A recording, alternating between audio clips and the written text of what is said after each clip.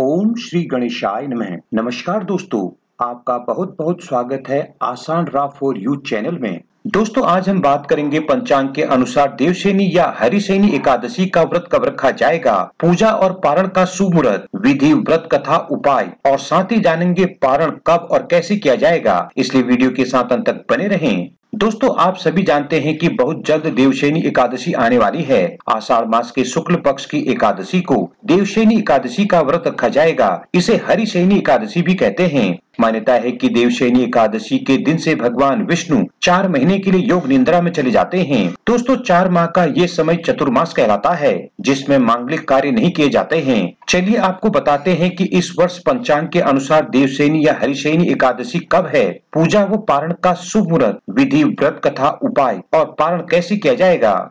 दोस्तों, देवशयनी एकादशी का व्रत 6 जुलाई दिन रविवार को रखा जाएगा। एकादशी तिथि प्रारंभ होगी 5 जुलाई की शाम 6:59 पर। एकादशी तिथि का समापन होगा 6 जुलाई की रात 9:15 पर। दोस्तों, ब्रह्म मुहूर्त रहेगा सुबह 4:14 से सुबह 5:02। अमृत काल मुहूर्त रहेगा दोपहर 12:50 से दोपहर 2:37 तक और त्रिपुष्कर योग रहेगा 6 जुलाई की रात 9:15 से 6 जुलाई की रात 10:41 तक। दोस्तों, शादी योग रहेगा 5 जुलाई की रात 8:35 से 6 जुलाई की रात 9:27। शुभ योग रहेगा 6 जुलाई की रात 9:27 से 7 जुलाई की रात 10:02 तक। राहु काल का समय रहेगा शाम 5:32 से रात 7:12 तक और एकादशी व्रत का पारण 7 जुलाई की सुबह 5:29 से लेकर 8:16 तक के बीच किया जाएगा।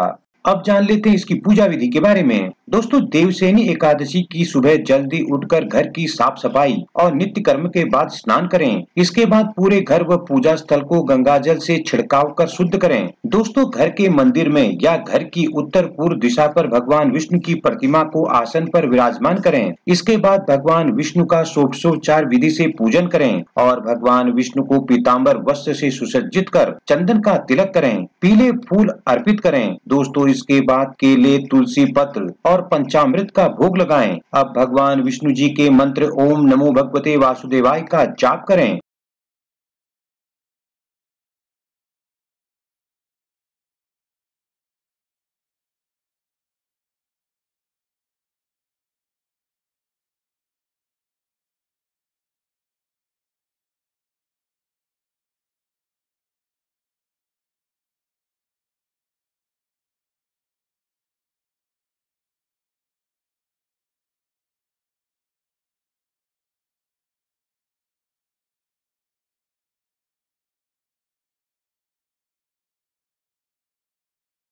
अब जान लेते हैं देवशयनी एकादशी का पारण कैसे करें। दोस्तों, देवशयनी एकादशी का पारण व्रत तोड़ने या व्रत खोलने की प्रक्रिया को कहा जाता है।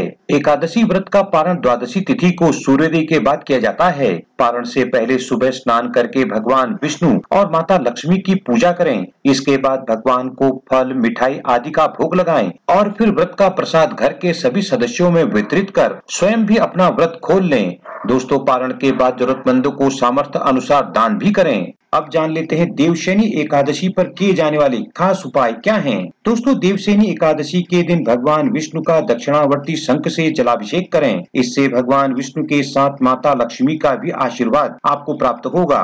देवशयनी एकादशी के दिन तुलसी के पौधे की पूजा कर परिक्रमा करें और शुद्ध घी का दीपक जलाएं। दोस्तों, विष्णु जी के मंत्र ओम नमो भगवते नारायणाय का 11 बार जाप अवश्य करें। अब जान लेते हैं देवशयनी एकादशी की कल्याणकारी व्रत कथा के बारे में। दोस्तों, पौराणिक कथा अनुसार कहा जाता है कि आषाढ़ शुक्ल एकादशी के दिन भगवान विष्णु राजा बलि को दिए वचन को निभाने के लिए हर साल पाताल लोक में वामन रूप में पहुंचते हैं और इसी रूप में पाताल में 4 महीने तक रहते हैं। प्राचीन कथा अनुसार वामन अवतार के समय जब वामन बने भगवान विष्णु ने राजा बलि से 4 पग में सब कुछ ले लिया, तब राजा बलि ने भगवान से कहा कि प्रभु, सब कुछ तो मैंने आपको सौंप दिया है, अब मुझ पर कृपा कीजिए। दोस्तों, भगवान ने राजा बलि की दानशीलता और भक्ति को देखते हुए वरदान मांगने के लिए कहा। राजा बलि ने कहा कि प्रभु आप मेरे साथ पाताल लोक में निवास करें। भगवान भक्त की विनती को टाल नहीं पाए। ऐसे में देवी लक्ष्मी परेशान हो गई और राखी के बंधन में राजा बलि को बांधकर उन्होंने भगवान विष्णु को पाताल लोक से मुक्त करवाया।